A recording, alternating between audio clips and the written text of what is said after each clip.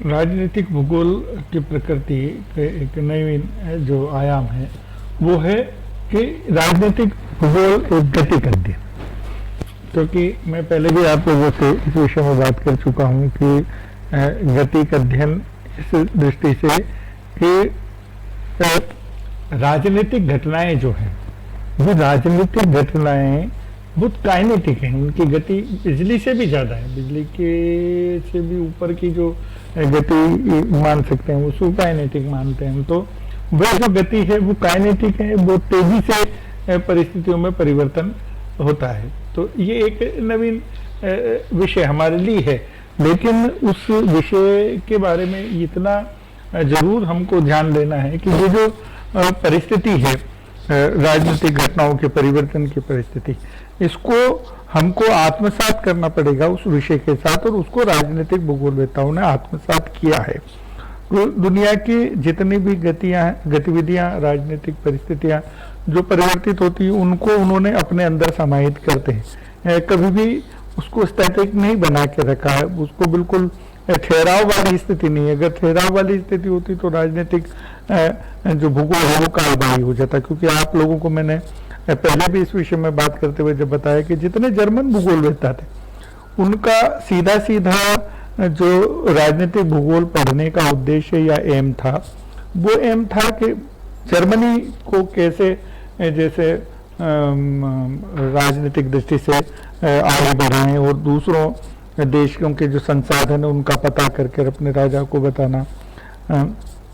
Jeffrey Taylor जैसे कई लोग हैं जिन्होंने अपने सारे भूगोल का ज्ञान अपने राज्य के राजा को बताकर कैसे दूसरे राज्य पर आपको उनका अधिग्रहण कर उनको अपने कब्जे में लिया। मैंने जैसे पहले आप लोगों को बताया कि कैसे भूगोलवेत्ता उसमें अपने उस दुष्चक्र जिसको कह सकते हैं आप कड़वी भाषा में, तो उसका दुरुपयोग कर मानवता को नुकसान पहुंचाया। आप लोगों को ध्यान होगा कि प्रायोगिक भूगोल में आप क्लाइमोग्राफ पढ़ते हैं, तो ग्रिफिथ टेलर ने दुनिया भर के आपके शहरों के क्लाइमोग्राफ बनाए। वो क्लाइमोग्राफ बनाने का उद्देश्य ग्रिफिथ टेलर का सिर्फ इतना सा था कि दुनिया की उस जगह को पहचाने कि कहाँ पर हम लोग जाकर रह सकते हैं। जो अतिक क्षेत्र थे वहां पर उनको भूगोल से ही इतना प्राकृतिक परिस्थितियों से ही इतना संघर्ष करना होता था कि वहां पर रहना उनके लिए कठिन था। तो भी उस जैसे भारत है तो उसमें भारत में सारे शहरों के बनाए, तो कुछ नगर उनके ऐसे निकल कर आए जहाँ पर समझौता है, जहाँ बर्फीले क्षेत्र हैं। जैसे आपको ने देखा होगा कि हिंदुस्तान के सारे जितने अपने अंग्रेजों के जो निवास स्थान रहे उपनिवेश काल के दौरान पर, वो सब हिल स्टेशन। तो हिल स्टेशन का मतलब ये है कि वह जहाँ पर वो आसानी से तो उनके सत्ता का जो केंद्र था, राजधानियां जो थी जहाँ से उन्होंने शासन का संचालन किया, वो सब हिल स्टेशन है। और उसके पीछे का मंतव्य आपके समझ में आ गया कि कैसे सारे के सारे संसाधनों का उपयोग कर, क्योंकि आप जैसलमेर में तो अपनी राजधानी नहीं बना सकते। हो सकता है जैसलमेर में खूब संसाधन हो, लेकिन उनका कंट्रोल जो था वो शायद माउंट आबू हो सकता है, अजमेर हो सकता है। तो ऐसे कई क्षेत्र उन्होंने जैसे बदले। कश्मीर में वो खूब रहे, जहाँ भी मनाली जैसे आपका नैनीताल है, दार्जिलिंग है, ऊटी है, इन क्षेत्रों में उनके आपको निवास स्थान मिलेंगे। तो ये अपने आप में एक विरोधाभासी बात है जो आपके हमारे समझ में आती है कि वो ऐसा उन्होंने क्यों किया होगा। तो उसके पीछे का कारण भी यही है कि अपने साम्राज्य के विस्तार के लिए भूगोल का कैसे उपयोग करना। तो अब ये जो गतिक अध्ययन वाली जो बात है राजनीतिक भूगोल के बारे में कहा जाती, तो ये बिल्कुल ठीक है। और आज की परिस्थिति में भी ये सब परिस्थितियां बदली कि दुनिया की जितनी राजधानियां हैं आपको वहां पर उन सब के वहां के जो व्यापारिक कंपनियां हैं उनके हेडक्वार्टर मिलेंगे। तो इसका मतलब ये कि वो व्यापार को आसान बनाने के लिए उन्होंने अपने वहां हेडक्वार्टर बनाए। तो ये एक जो नवीन परिस्थिति है, तो इसको आपके अध्ययन में आपको जोड़ना पड़ेगा। क्योंकि राजनीतिक भूगोल की जो मूलभूत अध्ययन की प्रवृत्ति है, वो प्रवृत्ति यही है कि कैसे परिवर्तन के माध्यम से, कैसे समायोजन के माध्यम से एक राष्ट्र शक्तिशाली हो रहा है। जो समायोजन नहीं कर पा रहे हैं या जिनकी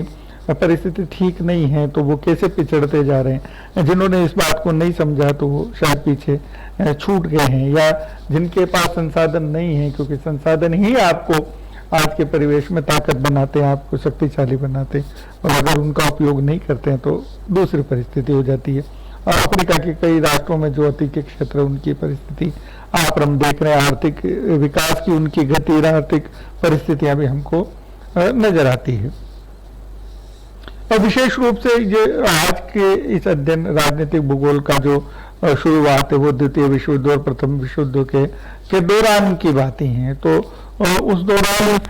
जैसे जल शक्ति का कैसे उपयोग किया जा सकता है, ताकत कैसे बना जा सकता है स्थल शक्ति के माध्यम से, जैसे मैं किंडर इसको जब अपन पढ़ेंगे तब अपने को ध्यान में आएगा। और विशेष रूप से इसी दौरान सर्वाधिक राष्ट्रों का गठन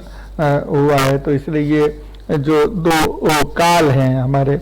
प्रथम विश्व युद्ध और द्वितीय विश्व युद्ध, इसके बीच के जो अभूतपूर्व परिवर्तन है इनको हमको समझना पड़ेगा। और ये राजनीतिक भूगोल हमको किसी न किसी तरह से हमको बताता है कि वो कौन सी भौगोलिक परिस्थितियां, राजनीतिक परिस्थितियां थी जिनके कारण से विश्व पटल पर इतने बड़े परिवर्तन हुए, इतना बड़ा रक्तपात हुआ, इतने बड़े संघर्ष चले, सैनिक संघर्ष,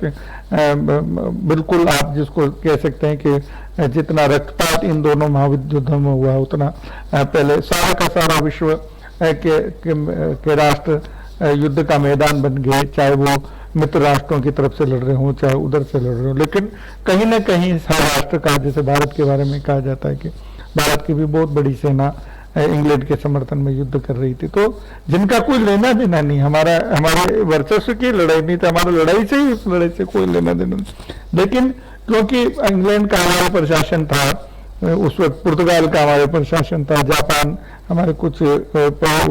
पूर्वोत्तर के क्षेत्र में था, तो वहाँ जो जहाँ जिनका शासन था तो उसके समर्थन में उनको लड़ना पड़ा। इससे हजारों लोगों की जिसको कहते हैं बेकार में वो गई, जान गई, लेकिन उस राष्ट्र के आप गुलाम हैं तो उस राष्ट्र के लिए आपको लड़ना है। तो ये जो परिस्थितियां हैं, इन परिस्थितियों को हमको, भौगोलिक परिस्थितियां कितनी जटिल हैं, लेकिन वो उनको राजनीतिक परिस्थितियों की जटिलता के कारण से वो भौगोलिक परिस्थितियां और जटिल हो जाती हैं। तो ऐसा एक बहुत जटिल विश्लेषण आपको राजनीतिक भूगोल में मिलेगा इन सब परिस्थितियों का। यही जटिलता इस विषय को शायद प्रासंगिकता प्रदान करती है, उस अध्ययन के विश्लेषण को, कालिक विश्लेषण को बार बार अपने उस सारे में परिवर्तन कर नवीन दिशा जो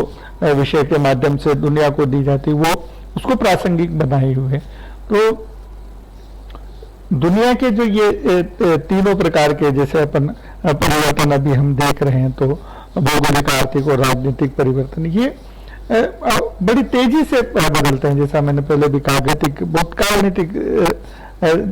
गति से इनमें परिवर्तन होता है, और वो परिवर्तन अब अगर हम नहीं पढ़ते हैं, हम उस विचार को नहीं करेंगे, तो मुझे लगता है कि बहुत ज्यादा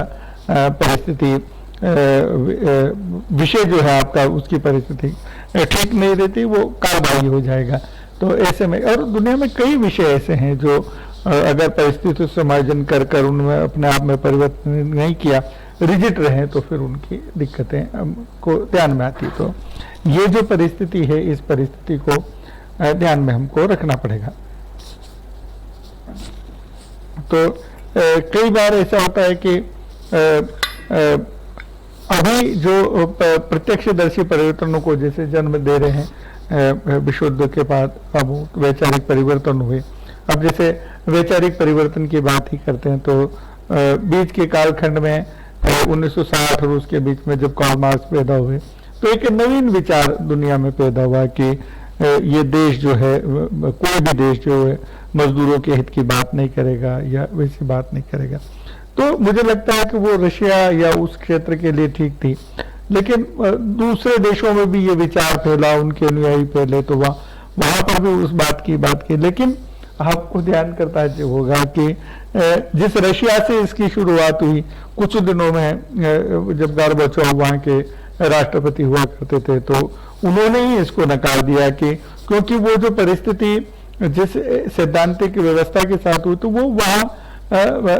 अप्रासंगिक हो गई, अव्यवहारिक हो गई, क्योंकि मजदूरों की जिस तरह की बात, जिस तरह की परिस्थिति की बात की गई थी, उनके हित के जो जो स्वरूप उन्होंने रखा, वो आगे बढ़कर जिस तरह से बदला, वो स्वरूप जो है का धीरे धीरे कालबाह्य हो गया। और दुनिया के में जहां जहां भी था, आपने देखा होगा कि वो जो एक वर्ग संघर्ष रशिया में था, वो अपने राजाओं के खिलाफ, और वो सारा, तो वो सारा बदल गई परिस्थिति। तो ऐसी परिस्थिति में उस राज्य की जो व्यवस्था है, शासन प्रणाली की व्यवस्था, वो उसमें बदलाव है। तो दुनिया में जहां जहां भी कम्युनिज्म था, वो कम्युनिज्म इस अपनी कालबाह्यता के कारण से बाहर हो गया, क्योंकि वो अब वैज्ञानिक दृष्टि से उतना हो, और फिर कई राष्ट्रों ने उसको शौकिया तौर पर जैसे अपनाया, तो उनको धीरे धीरे ध्यान में आ गया कि, और जैसे भारत की भी बात करते हैं, तो आज कम्युनिज्म की विचार के लोग सिकुड़कर बहुत छोटी संख्या में हो गए, वो भी अपने स्वार्थ और वो तो सारी परिस्थितियों के कारण से हैं। क्योंकि भारत की धरती पर कम्युनिज्म की क्या बात है, ये बिल्कुल ही अलग बात है। डॉक्टर अंबेडकर जैसे लोगों ने, सामाजिक कार्यकर्ताओं ने भी इसको कहा कि भारत की परिस्थिति में जो भौगोलिक और सामाजिक आर्थिक राजनीतिक परिस्थिति, उसमें ये कहीं भी फिट नहीं बैठता, इसलिए ये ठीक नहीं है। परंतु वैचारिक उस संघर्ष के दौर में कई लोगों ने उस बात को अपने अपने ढंग से लिया, लेकिन आज की परिस्थिति में हमको लगता है कि ये तो एक गतिक रूप जैसे